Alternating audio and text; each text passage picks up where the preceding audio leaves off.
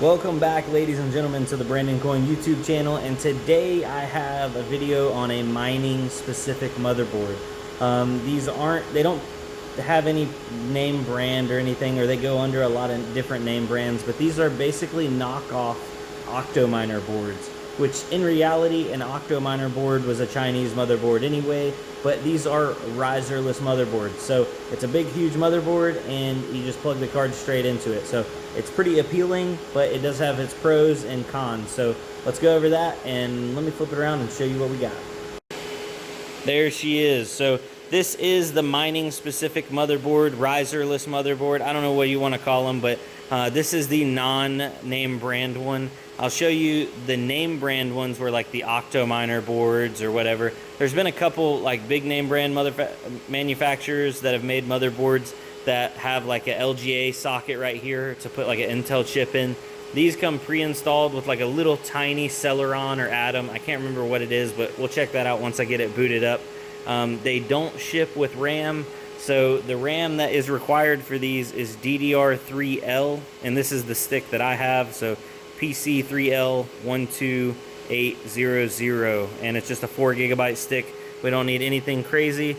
We'll just pop that bad boy in there and click her in. Now this was actually, I bought this setup courtesy of Mr. Cedric over on the Facebook group. So if you're not a part of the Brandon Coin Facebook group, he posted this up, and I think I got it within about 5 minutes. I was like, yo, hit me up, I want to buy this. So there's always some kind of deals happening over there, so go check that out if you're looking for some stuff. But anyway, back to this. So it's already got the CPU, we got RAM in there. Now it's ready to go if you wanted to run it off of a USB drive. If you want to run it off of a SATA hard drive, it does have 2 SATA ports right there. For the temporary, I will be running this off of a USB drive until I can get another SSD in. It does have 8 full 16 slots, but it can't run these slots in 8 or 16 lanes. So what that means is you guys with 3060 first gens, you can't take and run 3060 first gens with the developer driver and get full hash rate out of these motherboards. It doesn't work like that. These are, even though these are full-size slots, they're operating in ×1 mode, or 1 PCIe lane. So just take that into account. Hold on, Simba. Let's set you down over here. There you go. All right, as for I/O on this bad boy, you have 4 USB slots, 1 Ethernet port, a VGA port, and then an HDMI port. So super simple. Nothing too crazy there. And then this is the power button. So little power button right there.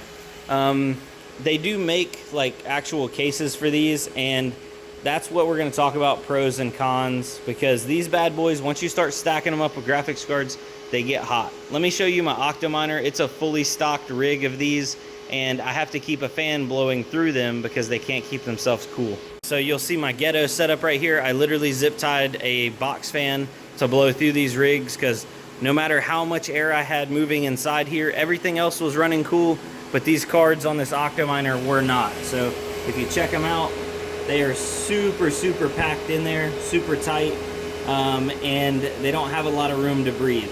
So this fan is forcing air through them, and they run good.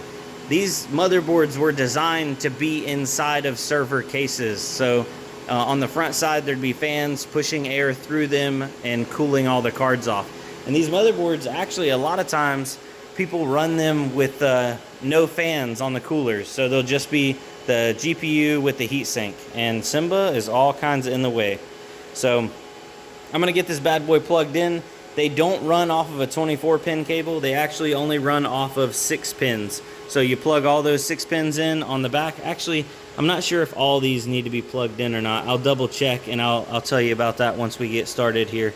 But yeah, so you plug those 6 pins in and you get her fired up, and that's pretty much it. It's really simple and cost effective if you can get one of these for the right price. But that's the thing, it's got to be the right price. And a lot of these come over from China, so depending on where you buy it from, you might not receive it for like a month, 2 months, because shipping times. So that's also another thing. I'd say a con, or something you do need to know, is be careful where you buy these motherboards from. So if I can find one that's US or stateside that is this exact board or really similar to this board. I'll put a link down below, but I'm not sure if I'll be able to. All right, guys, so here is rig number 9 with a 3060 Ti Zotac in it. It's actually a LHR getting 40 mega hash on NV miner. We'll talk about that in the future. I want to do a comparison between LHR miners and which one's got the best, low power, that kind of thing, because NV miner has it, G miner has it now, T-Rex has their own version of the LHR unlock, but we are up and running, and let me go show you how this bad boy is plugged in. So currently on the back, I ran 4 6 plus 2 pin cables down from the 750 watt server power supply right here. Those are running down 2 splitters, and those are plugged into the motherboard on each of the 6 pins along the back. I was looking, I did not know if you actually have to power each and every 6 pin, but I went ahead and did anyway. There's 8 6 pins and there's 8 slots, so it made sense to me. Once I plug those in, I hit the power button on my server power supply, and it's set to auto on. So I did not have to hit that button. I have my Hive OS loaded onto a USB drive currently, but I think I'm actually going to take the mSATA drive out right there. That is a wireless card, and I'm going to get me a mSATA SSD and put Hive on that and put it in there, just to keep everything nice and tidy. And also, I don't have SATA power to run a regular SSD off of those SATA ports, and then I'd need an ATX power supply, and I don't have one right now. So mSATA drive, I'll pop it in there, be good to go. We are running on Ethernet. I try to run everything I can over hardwire. Wireless can work, but it's hard to beat a good old-fashioned plug. So there she is, ladies and gentlemen, tried and true in the flesh. So let me see if let's go see if we can find some on the computer and see what they're running for price-wise. All right, we're on the computer now. So let me flip the screen over, and I actually found, it looks to be the exact mining motherboard that I have right here. Right there it is. So this is the BTC S37. Looks like you can get it out of China for $163. Just be careful about the shipping. The shipping date is October 6th through November 1st. So that is currently, if it comes November 1st, that is over a month from now. And in the mining world, that is a huge amount of time. So going over to Amazon, you can actually get stuff a little bit quicker. I found this one. This model looks to be a little bit tighter configuration. If you can see right here, these seem to be spaced out a little bit more than these. I don't know. Maybe it's just the picture fooling me. But this is the BTC T37. Looks to be basically the same setup. The only thing I notice is this one requires a 24 pin. So you would need an ATX power supply to run it. Comes with an onboard CPU. You still need a stick of RAM. And then you still need to power these plugs at the back for the PCIe slots. But that's only $146. It's on sale right now. And you can get it as soon as October 7th, most likely October 14th. So that's what, 1, 2, 3, about 3 weeks shipping time. So yeah, and it ships and sold by Zhang Shiwa. That's probably coming out of China too. But I mean, 3 weeks shipping time. Yeah, that's China, definitely. That's coming from overseas somewhere. I also found this one. This is Amazon Prime. It could be to you in as soon as 2 days if you ordered in 50 minutes. The issue here is that this is a motherboard that, like I was talking about earlier, it does not come with an integrated CPU, so you have to put your own CPU in it.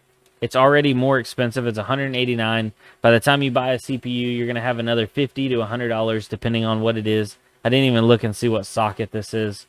I don't know. Looks like 1511. I don't know what gen or whatever, but probably would not go this route if I were you, because you'll end up having 250 plus in a. Undoubtedly, this motherboard looks cheaper than the one I got. Look at all those plugs at the back. That doesn't make any sense. Why? 8 GPU power supply connectors, 8 6-pin power interface.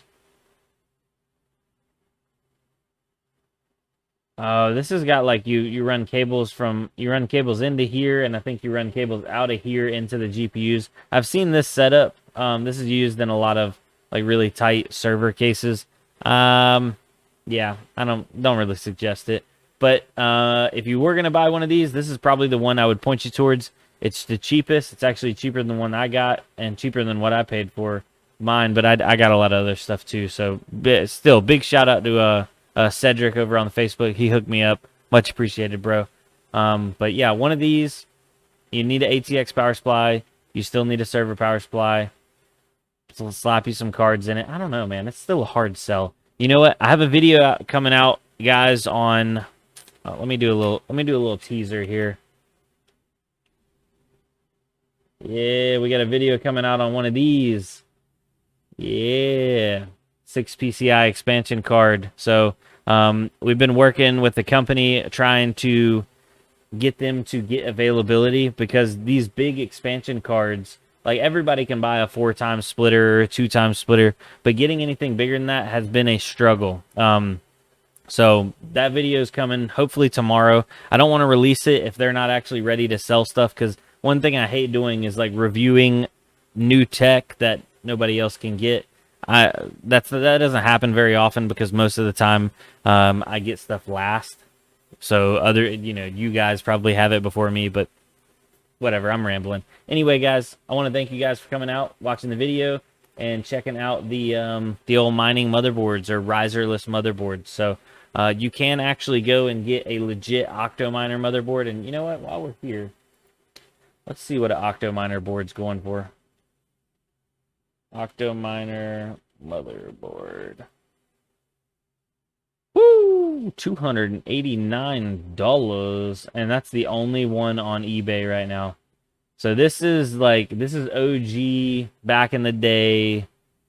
These were the first guys that repopularized these style motherboards in like 2017 through 2018. They kind of fell off in 2019. And I think if you go to their website, Octominer, I don't even know if they have anything in stock. Like, they don't carry anything. Let's see here. Shop. Like, see, they have 2 items for sale, and they don't sell their motherboards separately anymore. So I don't know what that's about. I don't know if they're actually even, like, if this is this a shell of the former company? Because I don't want to pay $900 for a case. You know what I mean? Yo, that's a pretty cool looking layout they got there. I wish they would sell that separately. But anyway, for real, yeah, I do need to get off here. Have a good night, ladies and gentlemen. We'll catch you on the next one. Peace, adios, all those things. Jellyfish Gang signing out. Bye.